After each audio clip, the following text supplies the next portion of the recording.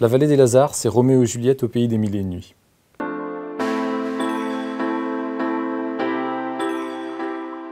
C'est un premier roman de Sofiane Relois, qui est par ailleurs prof de français, et qui, dans ce roman, met ses origines. C'est-à-dire qu'il est né en France, mais il est d'origine marocaine, et son personnage, Amir Ayami, partage avec lui ses origines.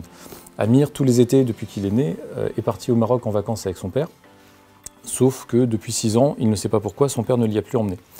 Cette année, il retourne au Maroc pour une occasion bien particulière, puisqu'il s'agit du mariage de sa cousine, Farah, qui va épouser un jeune homme de la famille Ogbani. Alors, dans la vallée des Lazars, il y a 2 familles. Il y a les Ayami et les Ogbani. Ces 2 familles, depuis qu'elles sont installées dans la vallée depuis plusieurs générations, donc, sont en guerre, plus ou moins ouverte, et leurs rivalités ne se sont jamais éteintes.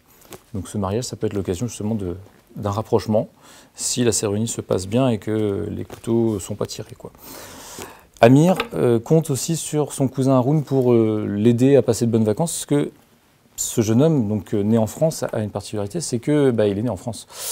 Et que quand il revient au pays après 6 ans d'absence, il a maintenant 18-19 ans, il est étudiant, la différence avec ses cousins avec lesquels il jouait enfant, elle est devenue énorme. C'est-à-dire que lui, c'est un occidental, eux sont des orientaux. Et ils le lui font comprendre. C'est-à-dire qu'il a vécu dans un environnement privilégié, protégé, alors qu'eux ont vécu dans un pays rude. Donc la différence de ces 6 dernières années, elle est gigantesque. Il doit réussir à trouver sa place là-dedans. Contrairement à son père qui, lui, est un enfant du pays. Quand il revient, il s'installe à nouveau à la maison comme s'il ne l'avait jamais quitté. Voilà, donc c'est ça que raconte ce roman, c'est un mariage, c'est la recherche d'une identité, et ça va être les 400 coups du fameux cousin. Parce que le cousin Haroun, Amir débarque au Maroc et découvre que son cousin a disparu depuis 3 ans. Alors il est parti en Algérie, on ne sait pas trop où faire quoi, et surtout, lui n'arrive pas à comprendre pourquoi. Et donc c'est ce qu'il va chercher à comprendre, surtout que à l'approche du mariage de la cousine, Haroun va revenir pour évidemment assister au mariage de sa sœur. Et donc des choses vont se révéler. Ce qui m'a beaucoup plu dans ce livre, c'est la recherche d'identité du jeune homme. Parce que tout simplement, c'est vraiment, on sent qu'il y a du vécu là-dedans. On sent que ce gamin, parce que là, c'est encore un gamin, lui, hein, il est né en France, il est né, donc, je disais tout à l'heure, dans un milieu privilégié, dans un environnement privilégié. Il est étudiant, je crois, en droit, si j'ai bonne mémoire, donc en faculté de droit, je veux dire. Par rapport à la moyenne des gamins de la vallée des Lazars, c'est quelque chose de complètement incompréhensible à leurs yeux. Et donc, quand ils débarquent dans la vallée, les autres, au contraire, ont déjà vécu dans la campagne, ont déjà vécu de manière très rude. Ils ont gardé les troupeaux, ils ont vécu la rivalité avec la famille voisine. Ce sont des hommes, ce sont des adultes. Lui, c'est encore un enfant, pratiquement.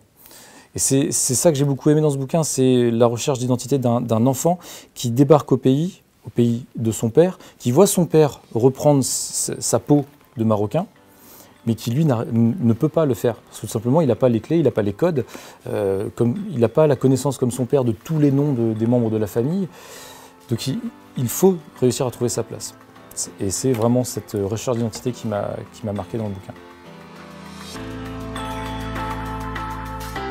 Ce roman, je le rapproche de l'œuvre de Louis Guillou dans le sens où ce sont les relations humaines et les relations familiales qui sont au centre de tout le bouquin. Et c'est en ça j'ai retrouvé un petit peu la relation de Louis Guillou avec son père dans La Maison du Peuple.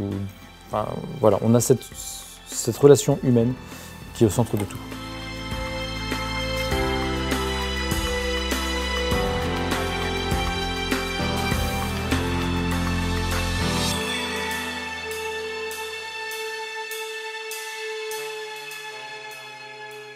Page 11.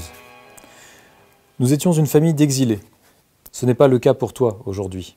Fille de ma fille, tu es d'ici et tu appartiens à cette terre. C'était inévitable, je m'en rends compte maintenant. Puis-je te forcer à ressembler à mes parents, toi qui es né des décennies après leur arrivée? Puis-je te reprocher de ne connaître ni leur langue ni leur famille? Aujourd'hui, pendant que j'attends le jour qui me fera retourner pour la dernière fois sur la terre de mes ancêtres, j'ai cette pensée que dans 30 ou 40 ans, mes descendants me seront parfaitement étrangers. L'identité qu'on m'a inculquée et que j'aurais pu transmettre à ta mère sera perdue. Les terres d'origine s'oublient, les dynasties s'exilent, et si l'on n'y prend pas garde, très vite, rien ne subsiste de nous ni de nos parents. Aussi j'ose un dernier effort. Je m'offre une pause dans cette course de l'oubli pour te raconter une histoire, et tu en feras de même à ton tour un jour où tu auras mon âge.